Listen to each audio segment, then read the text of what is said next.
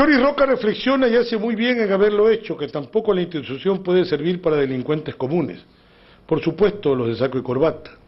Es oportuna la acotación porque América Latina se ha visto verdaderamente asolada por la constante depredación de sus recursos monetarios, ejecutada por ladrones que en algunos casos, en orden a cuantía, llegaron a extremos inimaginables, aunque esto en sí no es lo más grave, cuanto a la repetición que jamás cesó, al punto de constituir uno de los factores más graves del atraso de nuestra región. Ladrones etiquetados de presidente también usaron, por desgracia, el derecho de asilo. Hubo un momento en que los pueblos quedaron burlados en su aspiración de justicia por el asilo de aquellos delincuentes, lo cual no ensombrece a una noble institución como la que Johnny Roca ha estudiado tan lucidamente y nos permite dialogar esta noche. Mario Vargas Llosa, en su excelente recopilación de artículos suyos sobre variada temática producidos a través de muchos años, que se denomina Diccionario del Amante de América Latina, sostiene la tesis de que el subdesarrollo en esta parte del mundo no lo ha sido ni en lo intelectual ni en lo artístico.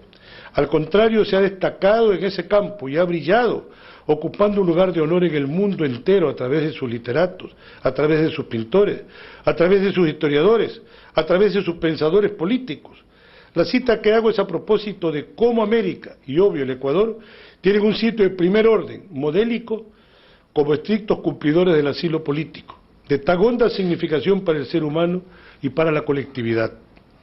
No encuentro mejor forma de finalizar esta presentación que trasladarles el texto con el que nuestro autor, Octavio Johnny Roca de Castro, termina su prólogo.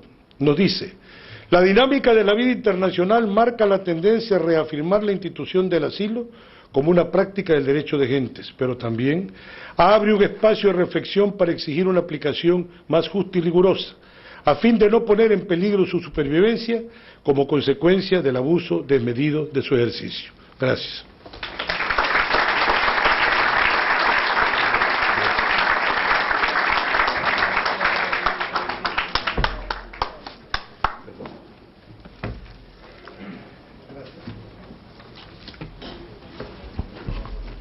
A continuación, damos paso al autor, el doctor Octavio Johnny Roca de Castro, que va a darnos otra perspectiva de su libro.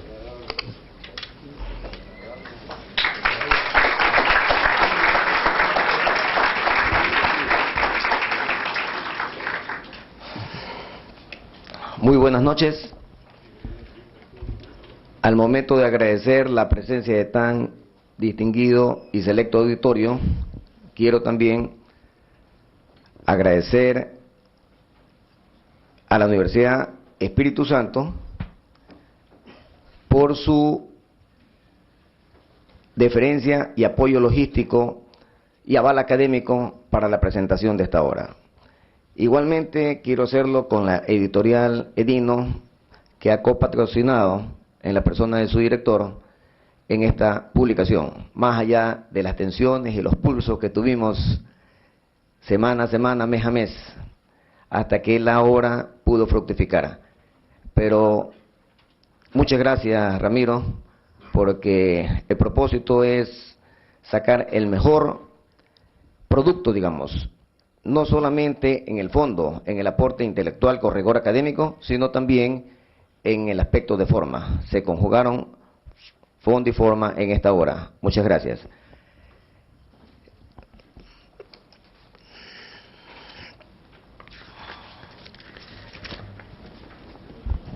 Las palabras del doctor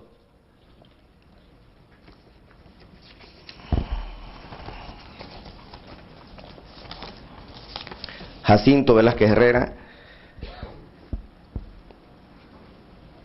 me resultan muy gratas porque realmente implican que ha habido un estudio profundo de la obra, no solamente una lectura somera, sino un estudio de la obra para poder exponer sobre ella. Muchas gracias, doctor Velázquez, al tiempo que le doy las gracias al doctor Galo García Feró, porque él ha tenido la gentileza, la deferencia de hacerme el prólogo de esta obra. Muchas gracias.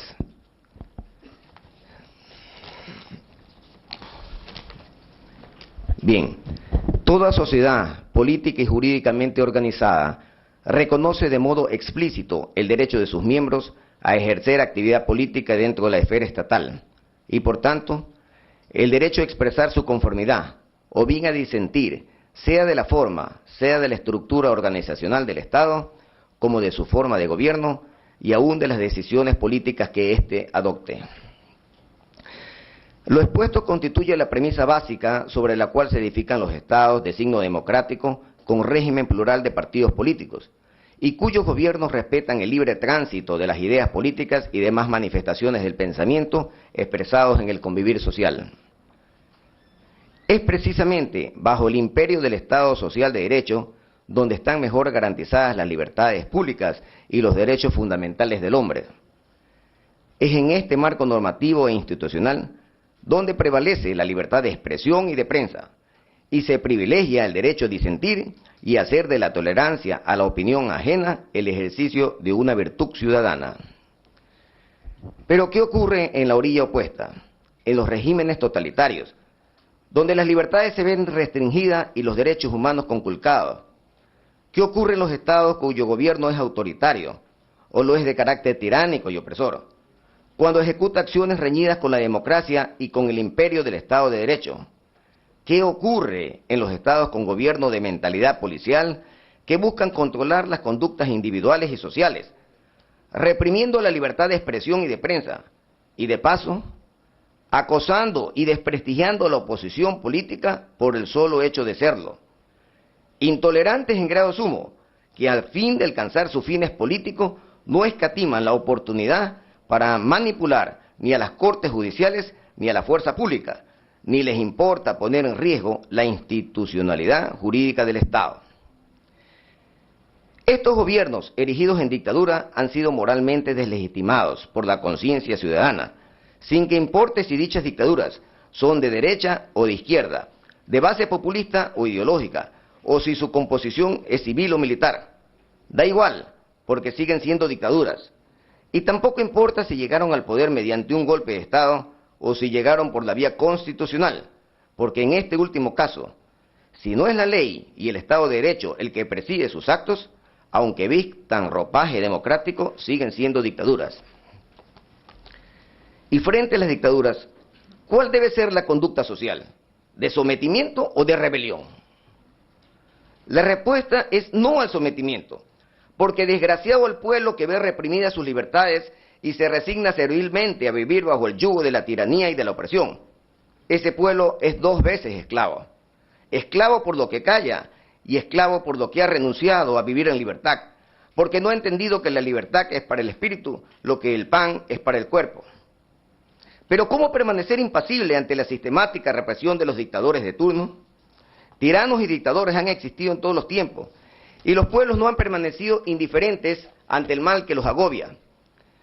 Ellos han reaccionado y los han combatido para librarse de esa plaga. En efecto, la historia nos recuerda personajes siniestros que hoy ocupan la galería de tiranos y opresores. Sin ser taxativa, la lista la integran individuos de diferente tendencia y formación política que solo tienen en común una despiadada actitud y desprecio hacia la condición humana, independientemente del motivo que pudieran haber invocado para pretender justificar sus aberraciones de conducta. Así, Benito Mussolini, Adolfo Hitler, Francisco Franco, Joseph Stalin, Augusto Pinochet, Fidel Castro, Trujillo en República Dominicana, Stroessner en Paraguay, Videla y Galtieri en Argentina, la dinastía Somoza en Nicaragua y la dinastía Duvalier en Haití, compuesta por Papa Doc y Baby Duke. Todos ellos, en distintos lugares y épocas, hicieron tabla rasa de los más elementales derechos humanos, persiguiendo, encarcelando, torturando y asesinando a activistas políticos de oposición. Pero también podemos enfatizar que esos mismos siniestros personajes fueron combatidos por sus propios pueblos, que lo resistieron en forma altiva y valerosa. Por su parte, la historia ecuatoriana no ha estado exenta de represiones políticas a actores de la vida política nacional.